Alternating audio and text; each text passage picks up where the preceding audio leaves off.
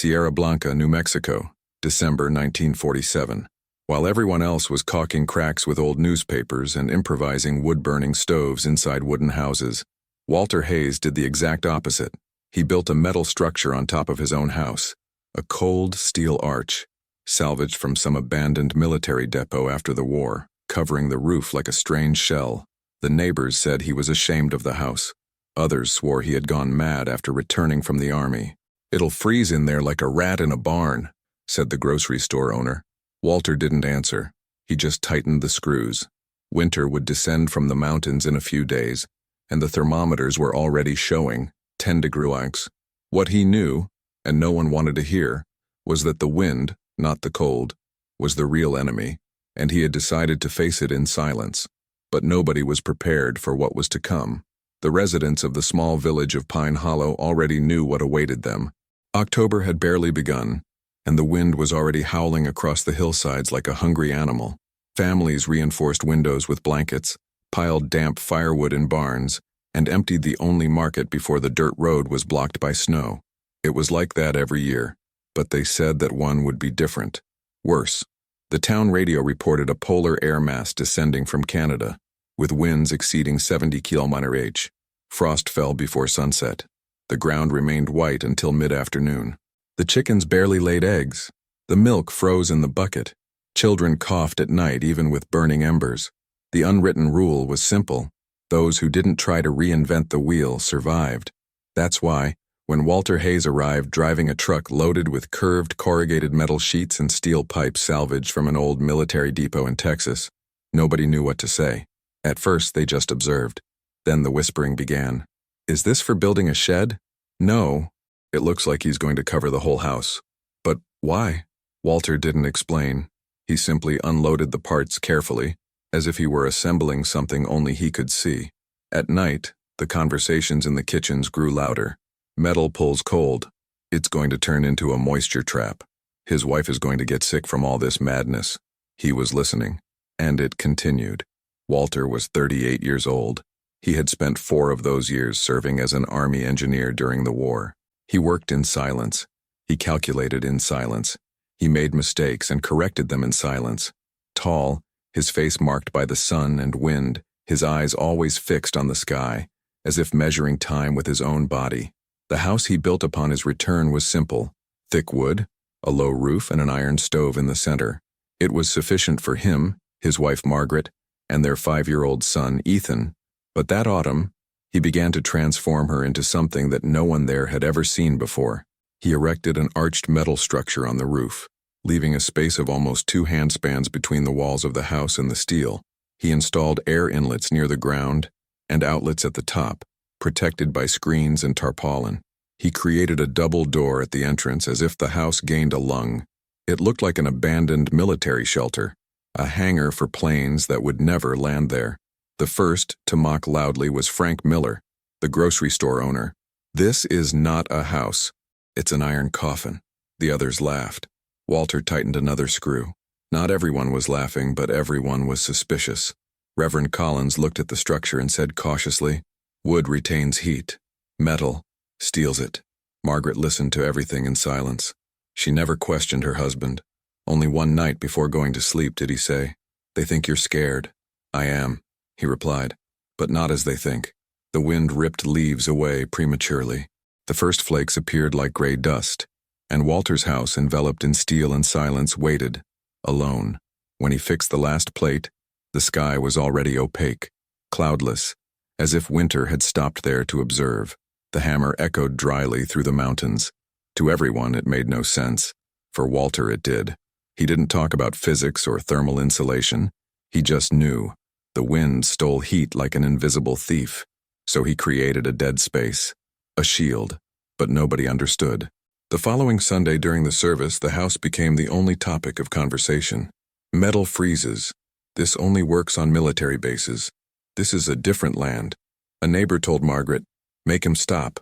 This will cause illness." She just smiled. The following week, Walter built an antechamber at the entrance. A narrow, windless corridor.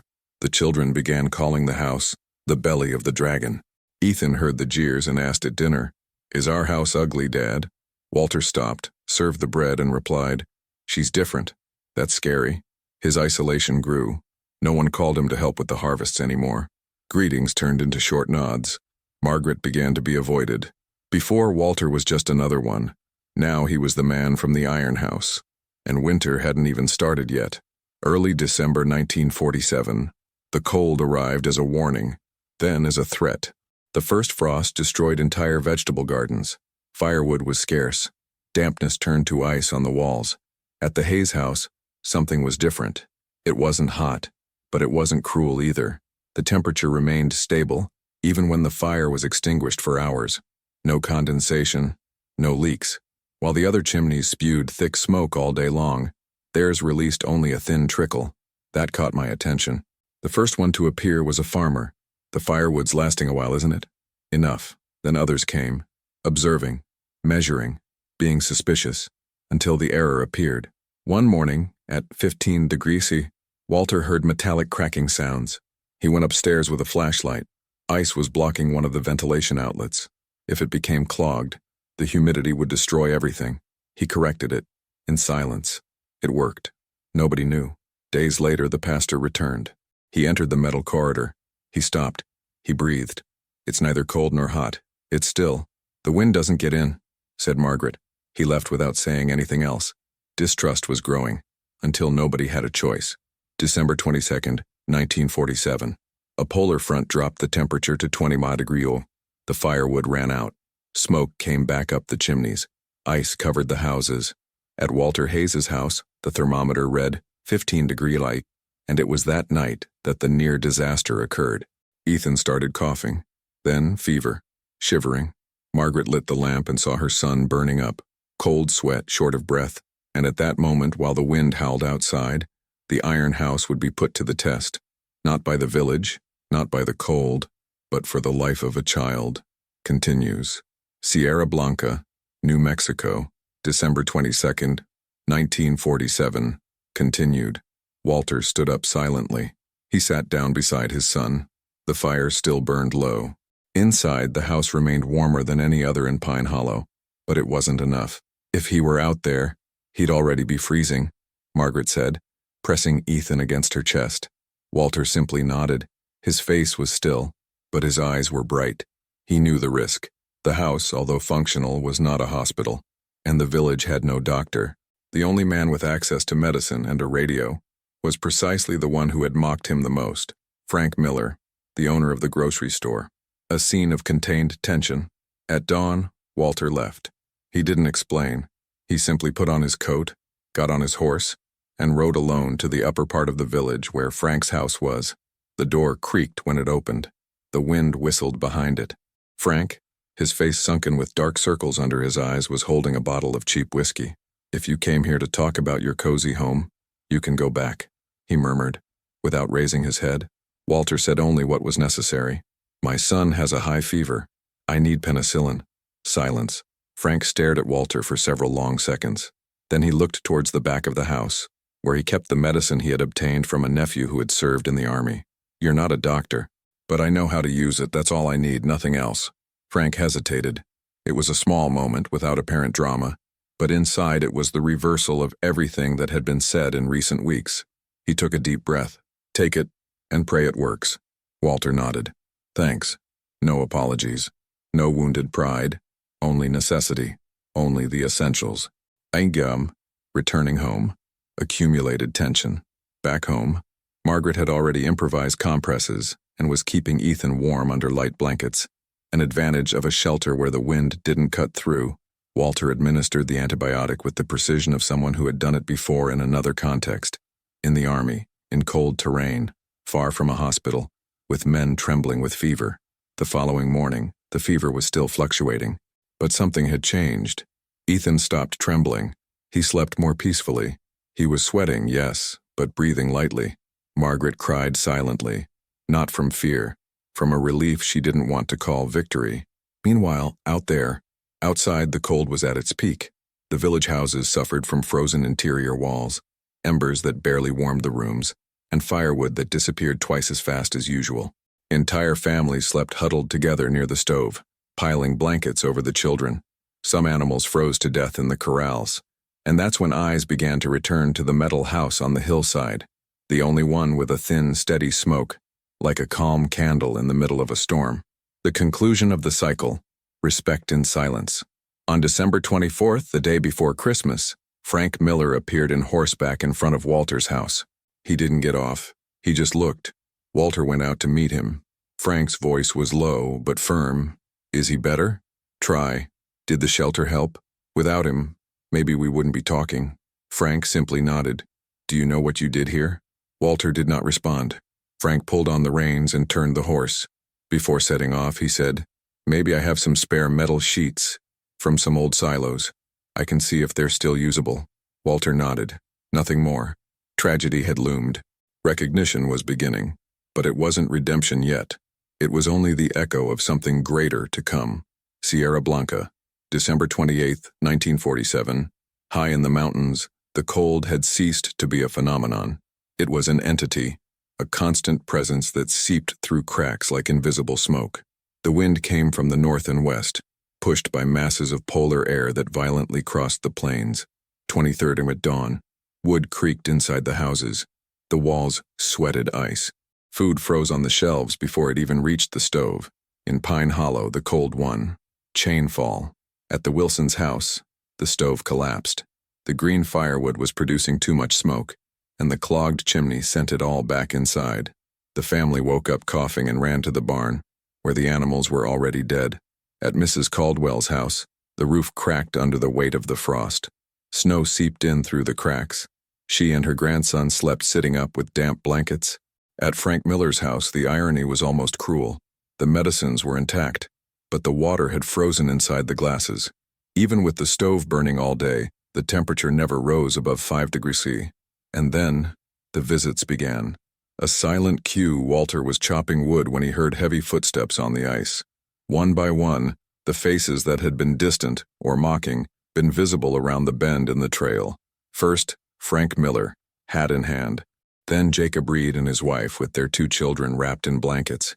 Next, Mrs. Caldwell alone, with sunken eyes. We didn't come here to ask for shelter, Frank said quietly. We just want to see what you've done. Walter didn't answer. He opened the metal door and let them in one by one, walking through the still air corridor, until they felt the shock. Inside, the air was warm, 20 degrees C, dry wood. The windows are clean. Margaret was preparing tea. Ethan was playing on the ground with a piece of braided rope, barefoot. The contrast with the world outside seemed impossible. The silence, even more so. Jacob touched the wall. It's not hot, but it's not cold either. Walter simply replied, She doesn't lose heat. Frank walked to the middle of the room and stopped in front of the stove. How much firewood are you burning per day? Walter pointed to the pile behind the door. This battery has lasted a week. Frank looked at him as if he were acknowledging a truth he didn't want to accept. That's, a third of what I'm using. And your house is 3 times hotter. The following words took a while to come out, but they did. I was an idiot. Walter stood motionless. Margaret glanced sideways. He said nothing. Frank pulled a crumpled piece of paper from his pocket, a rough drawing of his own house with scribbles all over it. Do you think I can do something similar? Walter picked up the paper, looked at it, folded it carefully and nodded, without pride. But don't use metal. Your house is too weak for the weight. Wood and canvas are better, but the airspace needs to be cleaned. It was the most cathartic moment in history, and yet, no one cried, no one screamed. They only understood. The following days, silence spread. Over the next 3 days, 7 families visited the Hayes' house, some just to observe, others to ask for instructions. 2 brought improvised drawings. 1 brought meat in exchange for advice. Reverend Collins returned on December 31st with a notebook and technical questions. Do you have to keep the air intake open even in the ice? Try. And if it's too late, dig from the inside but don't close it. Walter answered without vanity, like someone passing on a recipe that isn't their own. The letter was not sent. On New Year's Eve, with Ethan asleep, Margaret saw Walter sitting at the table staring at an envelope. It was the address of an old barracks in Texas. Are you going to write? No. Why? I don't want them to take this and turn it into a project. This is enough already. She didn't insist. She simply ran her hand through his hair, the most intimate gesture in the whole story. Of chapter. In the first week of January, the cold began to subside. Slightly, but enough for the men to return to sawing wood with less fear. On clear days, 2 new houses surrounded by makeshift structures of wood and canvas could already be seen. Attempts to copy the principle. They weren't pretty, they weren't exact, but they worked. Pine Hollow, January 1948. The cold was no longer the same. It still bit, it still burned at night. But there was something different in the air, and in the people. Now the visitors didn't come with suspicion. They came with folded papers in their pockets, wires, and specific questions. Men who had previously avoided eye contact now waited outside, shrinking from shame in their heavy coats. And Walter received it, one by one. The Tom Barrett case. Tom had been one of the worst. He said out loud that Walter came back from the war with his brain frozen. He even prevented his son from playing with Ethan. On January 5th, he appeared alone, holding a thick, rolled-up tarp. "Walter, can I ask you something?" Walter simply nodded. Tom spread the tarp out on the floor, a crooked drawing of the floor plan of his own house with markings on the south and west walls. "I wanted to try something, like what you did. I don't have metal, but I have canvas and bamboo. I think it's possible to make a side covering." Silence. Walter crouched down and looked. "Do these walls get direct wind?" "Try. Then it works. But you need to leave space for air, and an outlet for the steam." Tom lowered his eyes. "I was an idiot. I didn't see it. I didn't want to see it." Walter simply asked, "Do you have enough nails?" Margaret and the invisible gestures. Margaret began sewing more. Not out of vanity, out of necessity.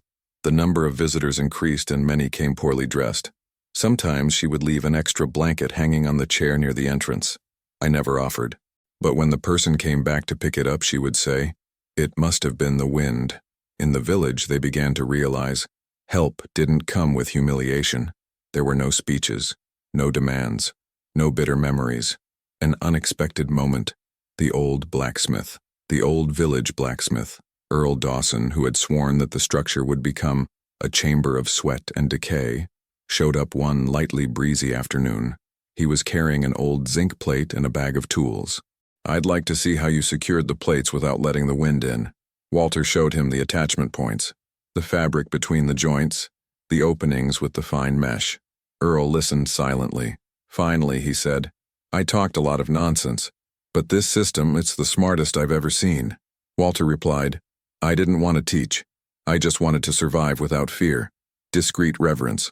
The most symbolic event happened on January 10th. Reverend Collins showed up with 2 young men from a neighboring village. One was taking notes. The other was photographing with a camera borrowed from the local radio station. Walter let them in. He showed them the structure, the wood that supported the arch, the still air corridor, the steam vents. "This will go into a county technical bulletin," said the Reverend. "There's no need to mention my name," Walter replied, "but they'll want to know where the idea came from." Walter looked outside where the wind was howling again in the mountains. "It came from the wind. I was just trying to understand what it was doing to us." Legacy without trophies. In February, the cold subsided. People returned to their vegetable gardens. The streams began to thaw, and Walter's house came to be called by the children the Midsummer House, because inside, even in the dead of winter, the weather seemed milder. Some began building similar versions: wood, tarpaulin, old truck panels, even bales of straw tied to posts to create the dead space. Nobody called it Walter's invention, but everyone knew. And him? He remained the same. He reinforced the roof. He pruned trees. He quietly rekindled old relationships. He taught Ethan how to prepare the land for corn. He never told the whole story. He never needed to. March 1948. The snow gave way as if giving up. The trails returned beneath the hard mud, and the sky, white for weeks, opened up to a pale blue. Roosters began crowing early again. The sound of the hoe replaced the crackling of firewood. The village had changed. Not by decree, not by miracle, but through a different kind of silence. Sometimes what changes an entire place isn't who shouts the loudest. It's the one who builds and leaves the door ajar.